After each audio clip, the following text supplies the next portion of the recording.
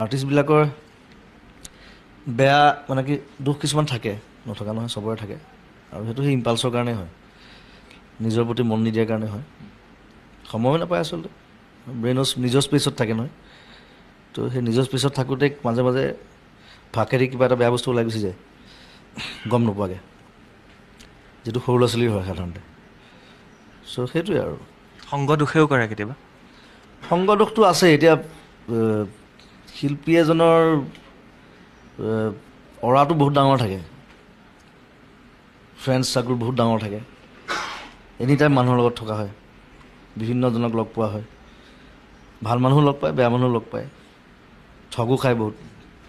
ঠগ খোৱাটো খুব বেছি আৰ্টিষ্টৰ, আৰু একদম হাঁহি হাঁহি ঠগি গুচি যায় মুখৰ আগতে, গম নাপায়। খাইছে না ঠগ? মইতো ঢেৰ খালোঁ, মোৰ আৰু ঠগি শেষ কৰি দিলে মোক মানুহে। কিন্তু মই সেইটো ঘূৰি নাচাওঁ কেতিয়াও। মই মানে পাষ্টলৈ মই কেতিয়াও ঘূৰি নাচাওঁ, মই সদায় সন্মুখৰ ফালে চাওঁ, প্ৰগ্ৰেছিভ। চ' সেইবোৰ ভাবি লাভ নাই আৰু, প্ৰগ্ৰেছিভ হ'ব লাগে, ভাল কাম কৰিব লাগে, আগুৱাই যাব লাগে, নিজৰ কামখিনি ভাল কামখিনি এনেও থাকি যাব।